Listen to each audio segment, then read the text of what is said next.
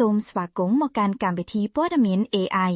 នាងខ្ញុំកញ្ញាសារ៉ាសូមនោមអារម្មណ៍ទស្សនិកជនមកតាមដានព្រឹត្តិការណ៍ក្តៅៗប្រចាំសប្តាហ៍ដែលកំពុងបង្កឲ្យមានការជជែកដេញដោលយ៉ាងផុសផុលបំផុតថ្មីនេះកិច្ចប្រជុំកម្ពុជារវាងភាគីអ្នកនិយមប្រហុកខ្ទះ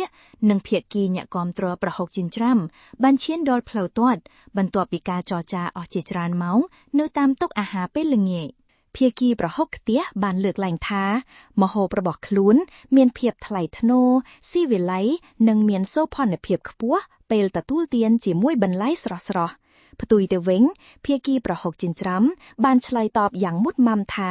ម្ហូបរបស់ខ្លួនទើបជារសជាតិដើមរបស់ខ្មែរពិតៗមានក្លិនក្រអូបឈ្ងុយដែលអាចដាស់អារម្មណ៍អ្នកជិតខាងបានដល់ទៅ3ផ្ទះប្រភពពីក្នុងវងប្រជុំបានឲ្យដឹងថាភាពតានតឹងបានកើតឡើងនៅពេលមានការចោទប្រកាន់គ្នាថាខាងឯងដាក់ស្ករច្រើនពេកនិងខាងឯងដាក់ម្ទេសហឺដោយភ្លើងចឹងកិច្ចប្រជុំនេះត្រូវបានលើកពេលដោយភាគីទាំងពីរបានសន្យាថា